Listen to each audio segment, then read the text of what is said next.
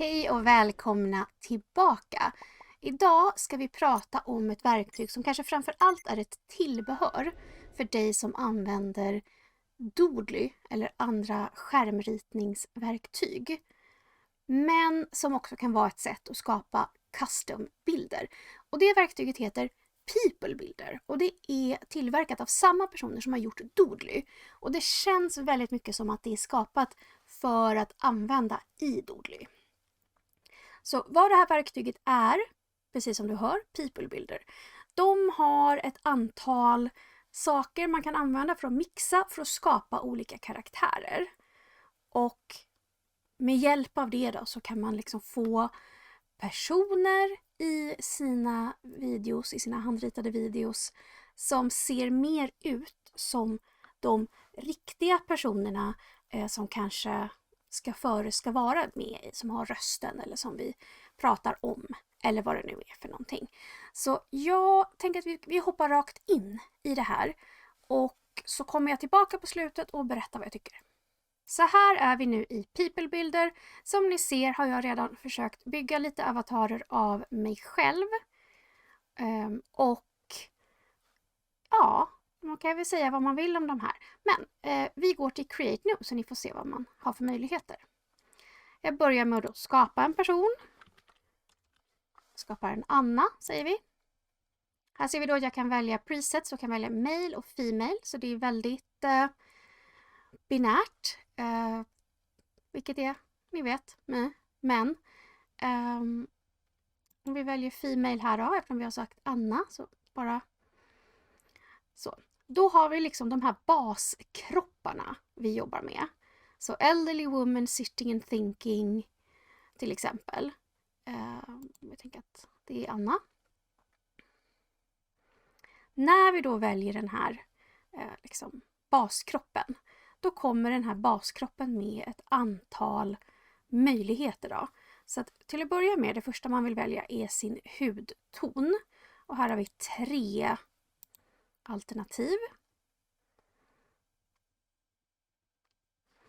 Och det som kan vara värt att notera om ni tittar på bilderna som kommer här är att varje gång jag byter hudton så får jag också nya ansiktsexempel. Så att det är inte så att jag kan byta hudton och behålla en frisyr som jag hittade här. Utan vilken hudton jag väljer kommer nu styra vilken frisyr jag kan välja. Och jag ska vara helt ärlig, jag tycker det är lite irriterande, men okej då. Så vi tänker Anna var gammal här, så då kanske vi vill ha den här frisyren. Sen när jag har då valt en frisyr som jag gillar så kan jag gå till face. Och det enda jag kan välja här egentligen är ju ansiktsuttryck. Men det är klart att om jag har en karaktär under en film, att den kan byta ansiktsuttryck under filmens gång är ju absolut någonting som kan skapa en lite bättre video helt enkelt. Sen går vi till body. Och här, det borde heta kläder för att det är inte body. Utan det jag kan välja här då, det är vad hon ska ha på sig. Och av någon anledning så väljer jag liksom ärmarna separat trots att det är exakt samma pose. Men det är ju uppenbart att de hör till ett klädesplagg. Så att det här känns ju bara onödigt. Hade det varit så att jag hade kunnat välja den, ska vi säga, utan ärmar. Ja, men det hade kanske varit intressant. Men jag förstår liksom inte riktigt. Ni ser om jag väljer det här. Det där kanske funkar då, eftersom det ser ut som att hon inte har några kläder alls på överarmarna. Men om jag väljer den här till exempel, så jag tycker bara att det ser konstigt ut. Det känns onödigt. Legs, samma här, är inte ben utan det är kläder. Eller underkropp egentligen, för även skorna kommer med här.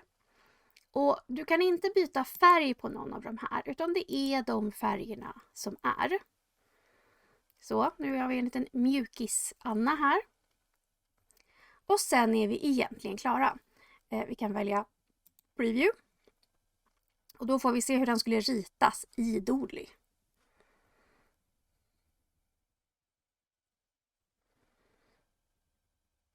Så skulle det bli i så fall.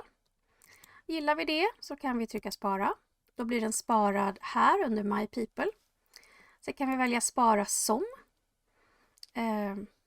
och byta namn på den om vi skulle vilja det. Och sen kanske, om vi nu vill ha flera ansiktsuttryck här, kan vi döpa den här till Anna 2 och så kan vi trycka spara. Och så kan vi då gå till Face och så kan vi välja ett annat ansiktsuttryck. Och så kan vi spara den också. Så fort jag går och byter, vad ska vi kalla det, ställning eller den här mallkropp, då försvinner alla inställningar som jag har gjort här. Utöver att jag ligger kvar på den hudfärg som jag hade valt. Så då kan jag gå tillbaka här och välja lite frisyrer. Så jag kan välja samma frisyr igen. Jag kan gå tillbaka, välja en min. Tillbaka, välja samma kläder en gång till. Och sen kan jag spara som om jag vill. Sparar jag igen, då kör den över den gamla versionen av Anna 2 som jag hade. Om vi ska göra en Harry istället, och så är principen exakt densamma. Så vi kan gå hit. Då har vi en snubbe istället. Och då kan vi bestämma att han ska ha den här frisyren. Det här ansiktsuttrycket. Den här skjortan. Och kolla här nu, ser ni här är halsen. Så linningen här som de har ritat, den matchar inte riktigt. Och det här är såna små grejer som irriterar mig jättemycket. Sen kan vi välja att han håller lite olika saker i handen. Så här händer ju faktiskt lite roligare grejer då, baserat på vilken arm vi väljer. Så här kanske man skulle kunna påstå att val av arm på något sätt är meningsfullt då. Och sen så kan vi välja lite olika sorters kläder också. Men det är samma princip där. Och vi har elderly woman. Det jag tycker är fint ändå, det är att de har liksom barn, de har gamla. Men sen har de också kvinnor och män i plus size. Och inte bara då i liksom smal, eller vad vi ska säga. Men naturligtvis, smal har ju 40 000 gånger fler alternativ fortfarande. Så att jag är ju inte helt lycklig. Men nu ska ni få se på någonting som jag tycker är skitirriterande. Jag har ju min plus size kvinna här. Om jag tar henne stående framifrån så här. Gå till den här, för det var den här jag försökte. Och så vill vi titta på hår. Så ser vi att det här är frisyralternativen vi har. Så om vi säger då att jag vill skapa en karaktär som ser ut som, säg, min kund. Och då är det här den bästa frisyren för min kund. Och sen vill jag ha samma kund fast stående i sidled så här. Tänkandes. Då har jag inte samma frisyrer längre. Så jag kan inte använda de här mallarna helt liksom som jag skulle vilja. Utan så fort jag byter, om den ska vara liksom rakt framifrån eller från sidan, då försvinner vissa eller alla frisyrerna egentligen, och så får jag andra frisyrer. Vilket innebär att jag kan inte, om vi går tillbaka här till mina karaktärer som jag skapat, så ser ni här är de med huvudet snett. Då kan jag få samma kläder och samma hår då på min liksom fake avatar. Men då vill jag framifrån, men då kunde jag inte få det håret längre. Och det tycker jag är skitirriterande, för hela poängen här är att jag ska kunna skapa en återkommande karaktär som gör olika saker. Eller det är åtminstone vad jag tänker att jag vill ha. Så att jag vill kunna ha samma karaktär i olika kroppsställningar med olika miner. Men riktigt så enkelt är det då inte. Och det här är egentligen alltihopa. Om jag nu trycker på den här så kan jag högerklicka, jag väljer öppna, byta namn, duplicera och delita. Så vi öppnar den här bara för att visa, för att det vi inte har visat än, det är hur man exporterar. Så det är den här exportera-knappen. Och då kan jag välja mellan följande format: DAS, PNG, JPEG och WebP. Och det som är dåligt med det här, DAS tror jag är den som funkar då i Doodly. Om jag skulle kunna göra det här i ett annat verktyg, då hade jag behövt kunna exportera den som SVG. Och det kan jag inte. Vilket innebär att om jag har ett annat whiteboard-animeringsverktyg, så kan jag antagligen inte, jag har inte provat, men jag tror verkligen inte att jag skulle kunna få den att ritas upp likadant som i Doodly. Och det retar mig. Ni undrar säkert vad jag betalade för det här och svaret är att jag betalade strax under 500 kronor. Priset är ju i dollar så valuta kommer påverka lite vad den kostar den dag du kanske köper det. Och det här var då ett engångspris, livstidslicens för det här programmet då, People Builder. Och om du är en stor användare av Doodly och känner ett starkt behov av att kunna skapa lite egna karaktärer, kanske få in lite mer mångfald i dina karaktärer eller då försöka få dina karaktärer att liksom efterlikna de här olika människorna som du porträtterar av olika skäl.